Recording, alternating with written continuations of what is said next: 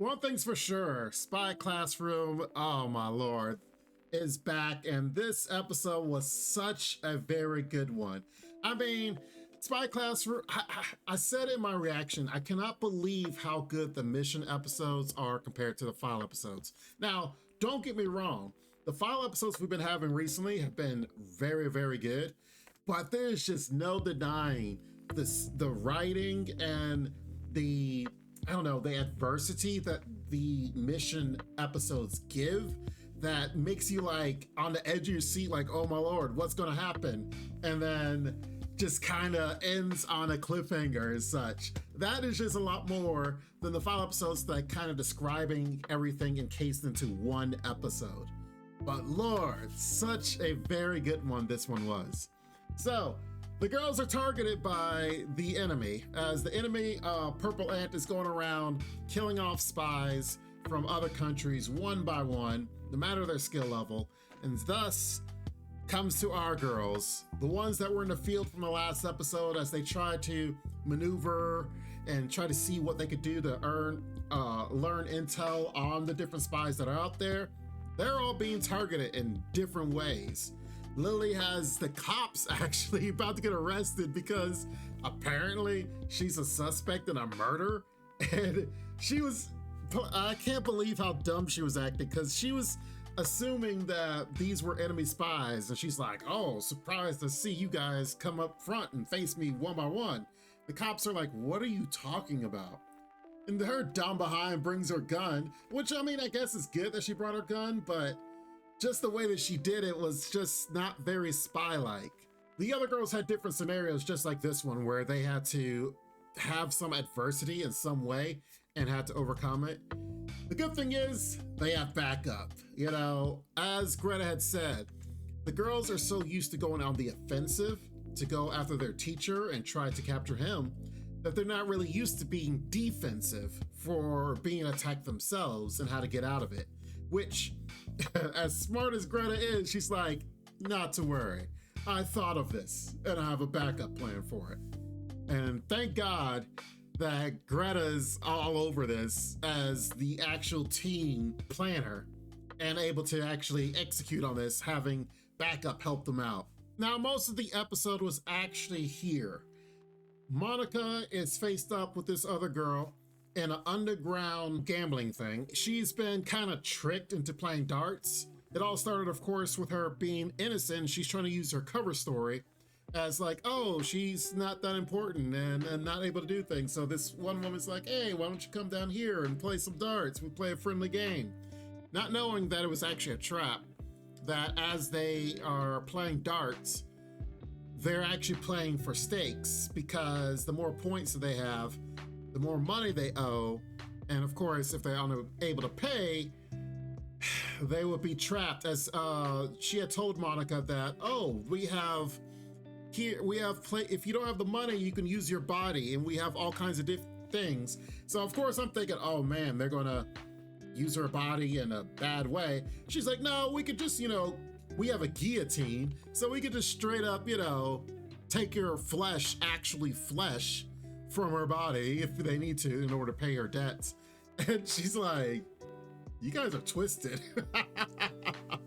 As they play, the facade of them being actual spies comes down, and you can tell that the fact is, okay, here was the cover story, but we're spies and we're actually facing each other in this moment.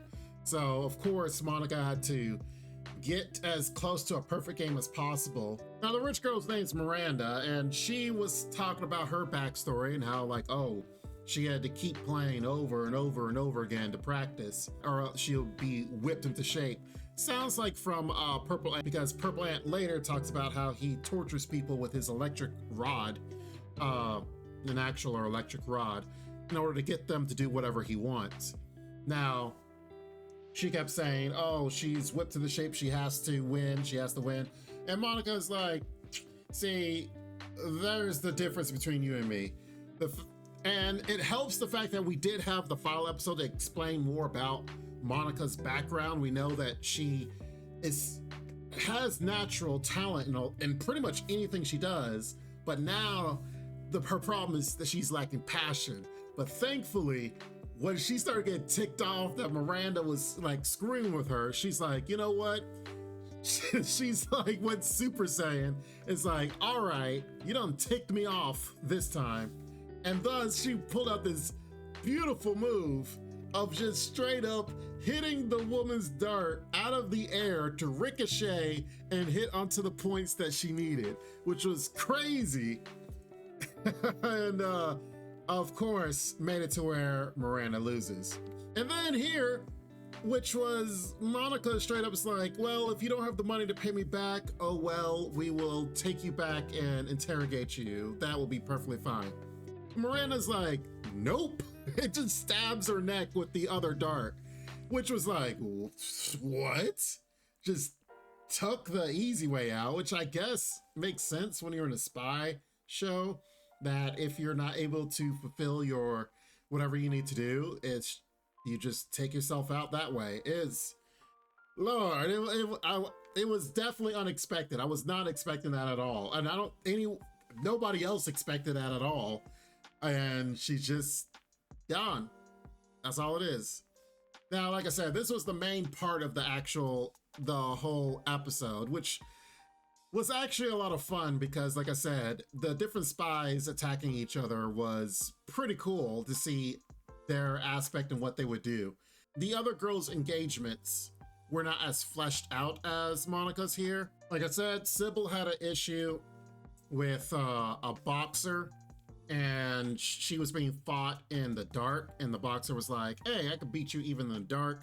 But thankfully, Erna was able to come and save her and stop her from being attacked because she can sense bad things happening. So next episode being part 3, Dream Speaker 3, will more than likely we'll be able to know more about their engagements, how they survived, if they're able to get intel and such. And the biggest thing, though, is how the episode ended. It kind of just skipped back ahead to Purple Ant interrogating Thea. That's where we learn about how he's able to manipulate all these people to do his bidding. It's because he tortures them to where they're normal during the day, and then at night they just do whatever he wants them to do. And he just kind of monologuing, if you will. And of course, the girl on the side looks like Thea. I was thinking that, you know what? That might actually be Grete in disguise, because we know how good Grete is. And once we get to this scene, of course, as he's monologuing, as he's admitting to stuff, I mean, shoot, the bartender could be Grete as far as we know, because of how good, I mean, she's able, like we saw last week, able to manipulate how tall or short she is somehow as a master of disguise. So it would not surprise me if this is the moment where the guy is gloating like, ha ha ha, I've won. And then that's when they're able to turn the tables on him.